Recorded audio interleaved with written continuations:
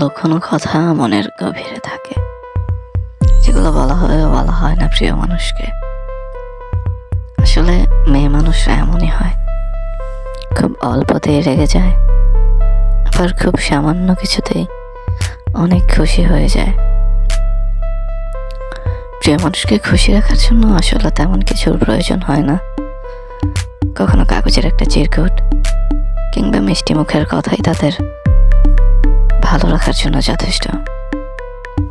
আমি একটা ভিডিও দেখছিলাম যেটাতে স্বামীর একটা চিঠি এই 2025 সালে এসেও সে তার ভালোবাসা প্রদর্শন করেছে একটা চিঠির মাধ্যমে।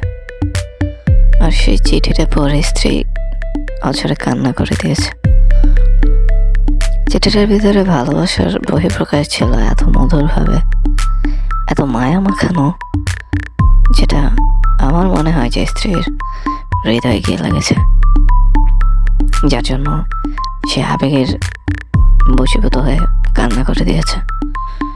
আসলে ভালোবাসাটা এমনই হওয়া দরকার যে একজন আরেকজনকে বুঝবে, প্রাপ্তিগুলো স্বীকার করবে যে কি পেয়েছি আমি তোমাকে জীবনসঙ্গী হিসেবে করে। হারানোর হিসাবটা না হয় বাদই দিলাম, দুঃখটা তো সবাই হিসাব করে, আমি না হয় সুখের হিসাবটাই করলাম। ভালোবাসা মধুর, আসলেই মধুর। সবকিছু মানিয়ে নিতে, সবকিছু গুছিয়ে নিতে দুটা মানুষকে এক হতে হয়, তাদের মন এক হতে হয়।